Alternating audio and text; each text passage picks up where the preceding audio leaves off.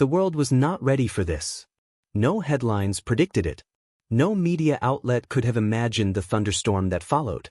When the world's fastest man, Usain Bolt, sat down to write a private letter to one of Africa's most defiant, most determined, and most fearless leaders, Captain Ibrahim Traoré, no one expected the kind of soul-shaking emotional exchange that would follow. Not sports reporters. Not political analysts.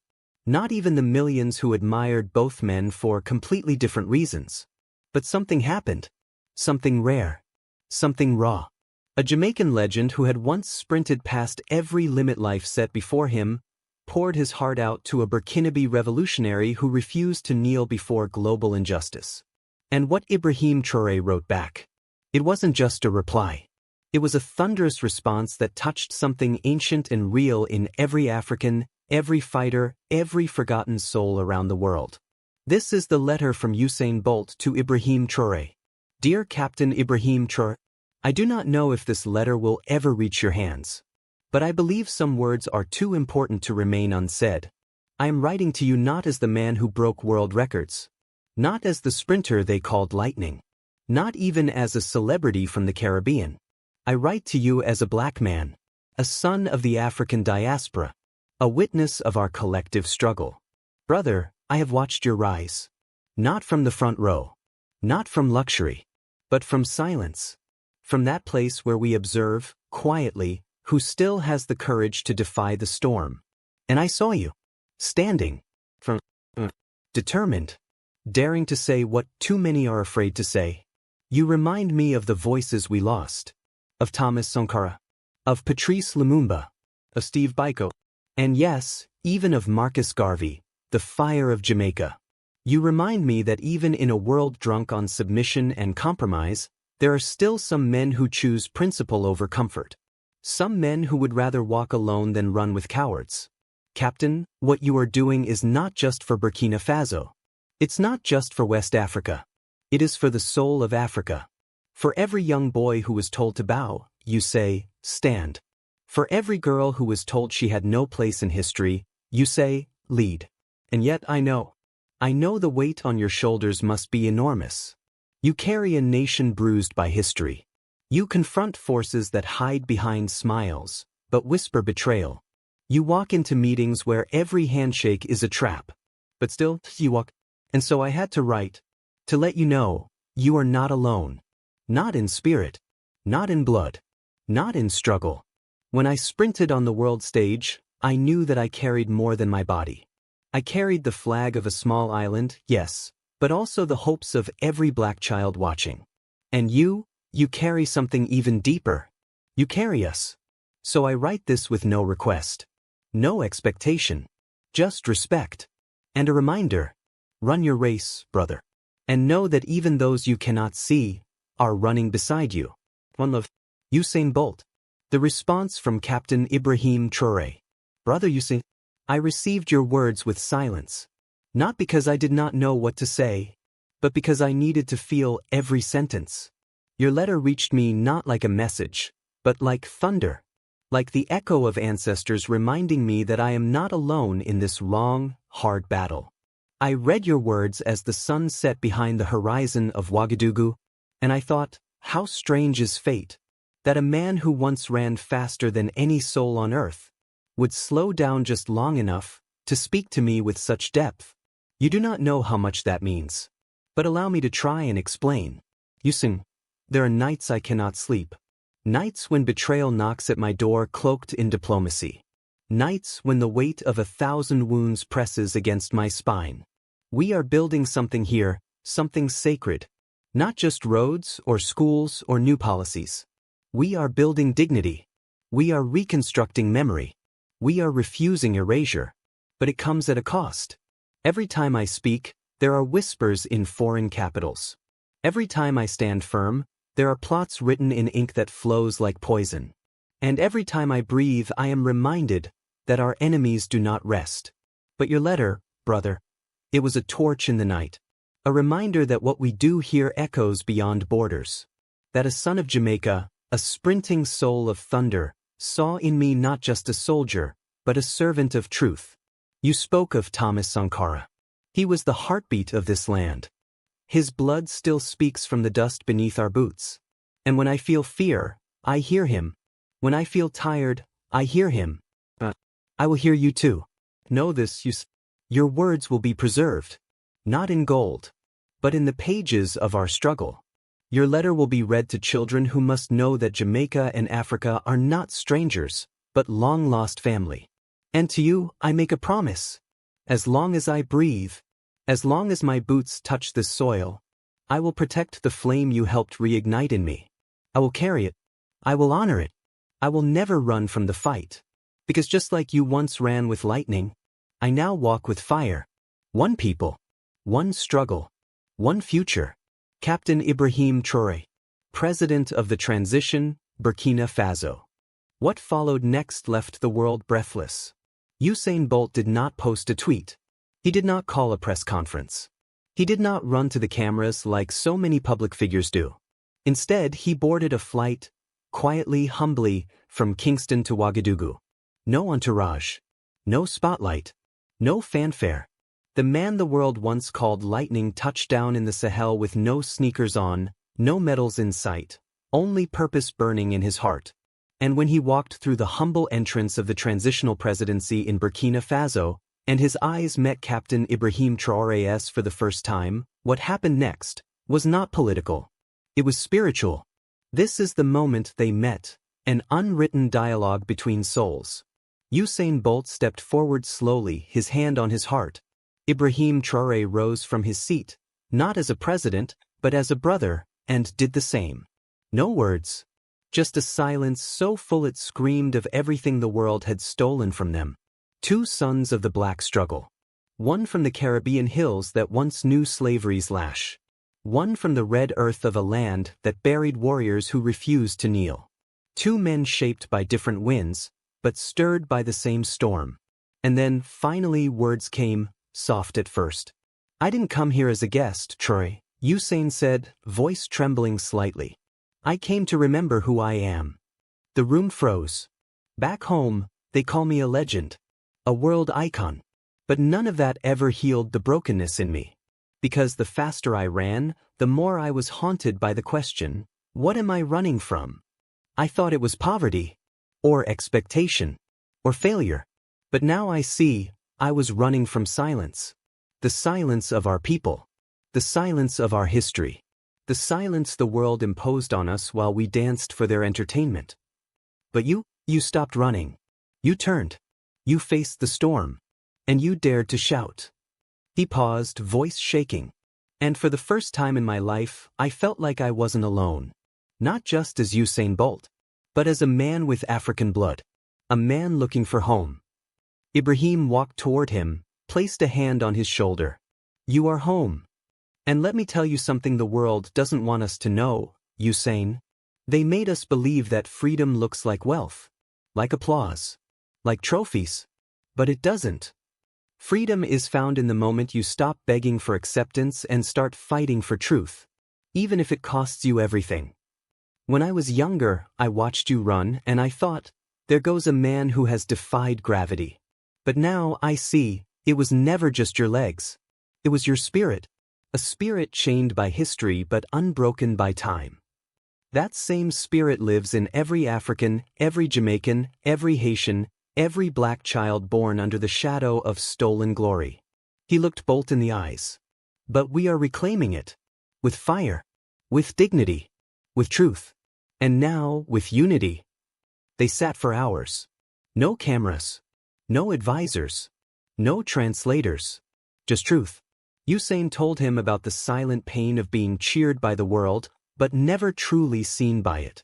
About the interviews where they asked about speed, but never about struggle.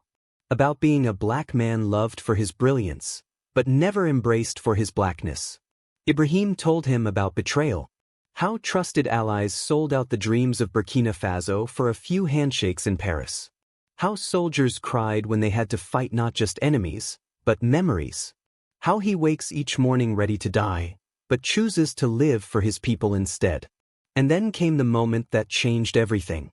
Then Usain Bolt stood up, reached into his bag and pulled out one of his Olympic gold medals. He stared at it for a moment, then turned to Traore. This doesn't belong to me anymore. This is for Burkina Faso. For the fighters. The dreamers. The ones the world forgot. I've won every race they let me run. But now, I want to run the race they tried to hide from me. The race for Africa's liberation. And I want to run it with you. Gasps filled the courtyard outside as word spread. But inside, only silence spoke. Traore rose, took the medal in both hands, kissed it, and placed it, not in his pocket, but on the wall where Sankara's portrait hung. And then he said, "History will remember this not as a gift, but as a signal. That the time of division is over. That Jamaica has returned to Africa. Not as a colony, but as kin." Within days, the images went viral. Not because of PR, but because truth travels without permission. Black children from Kingston to Kigali began to ask questions. Who is Ibrahim Traoré? Why did Bolt give away his gold medal? What is Burkina Faso fighting for? And suddenly, Africa was no longer just a continent. It was a cause. A continent rising. A continent defying. A continent reclaiming her stolen sons and embracing her forgotten daughters. The UN called an emergency session. Western analysts stammered on TV. Why is a sports icon aligning himself with a revolutionary leader under sanctions? But they missed the point. This wasn't politics. This was prophecy. In an interview days later, Ussain was asked, "Do you regret what you did?" He smiled, not with arrogance, but with peace. "I spent my life breaking records. But now, I'm breaking chains. And I won't stop until every black soul knows that they were born to rise, not to run away." The medal had barely rested on the wall beneath the portrait of Thomas Sankara when the world began to stir. But no one, not even the boldest dreamers, could have imagined what would follow. This was not a celebrity stunt, not a diplomatic gesture, not a temporary alliance between a runner and a president. This was awakening. A flame passed from island to continent, from a man who ran faster than history to one who was rewriting it. And as the echoes of their meeting rippled across oceans and borders, something deeper, something ancestral, began to rise. The streets of Kingston, a different kind of uprising. In Jamaica, old Rastas wept in silence. Not because they were sad, but because they recognized the moment. One elder, speaking at a corner in Trenchtown, whispered, "Dis de prophecy. When the lion and lightning meet, Babylon tremble." From the ghettos of Spanish Town to the mountains of Sainton, murals of Ibrahim Traoré began to appear overnight, painted next to Bob Marley, Haile Selassie, and Marcus Garvey. Schoolchildren asked their teachers, "What is Burkina Faso?" Musicians stopped writing about clubs and started writing about revolution. And one young poet scribbled in his notebook, "Bolt gave back the gold to find something priceless." In Ghana, university students marched with signs reading, "Traoré is US. We are the generation Sankara saw." In Nigeria, a group of artists began creating what they called freedom prints, wood-carved images of Usain Bolt and Ibrahim Traoré shaking hands beneath a baobab tree. In Mali, a former rebel commander laid down his weapon and said to a journalist, "We've been fighting for borders we didn't draw. Maybe it's time we fight for dignity instead." And in South Africa, a single quote from Usain Bolt was painted across the top of Constitution Hill in Johannesburg. "I spent my life breaking records. But now I break chains." But not everyone was celebrating.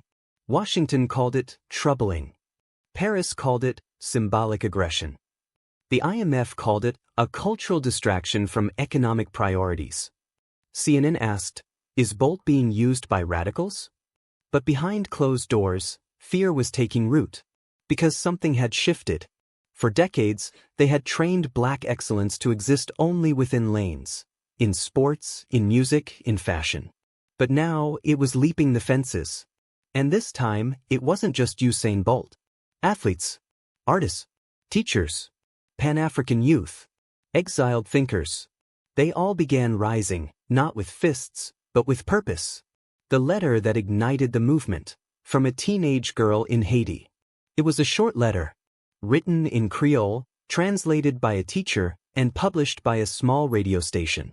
But it tore through hearts across the globe. Dear Mr. Traore and Mr. Bolt, my name is Melina. I am 14. I live in Port-au-Prince. My father was taken by the gangs. My mother washes clothes to feed us. I had no hope. But when I saw you together, I cried. Not because of politics, but because I saw that maybe black men can be strong and kind, brave and clean. Maybe we are not cursed. Maybe we just forgot who we are. Thank you for reminding me. One day I will become a teacher, and I will teach my students about the day lightning touched the lion. Please don't stop. Melina Ayatai Sherry. That letter went viral. In a world drowning in data, it cut through because it was pure. Back in Ouagadougou, 10 days after Bolt's visit, President Traore stood before a crowd of thousands at the national stadium. There were no military parades, no red carpets, just a single podium. He stood, calm as stone, with the gold medal hanging from his chest. And then he said, "This medal does not belong to a man. It belongs to a movement. Today, we announce a new foundation, the Torch and the Flame. Founded by brother Usain Bolt and I, it will be dedicated to reconnecting the black diaspora with the African continent.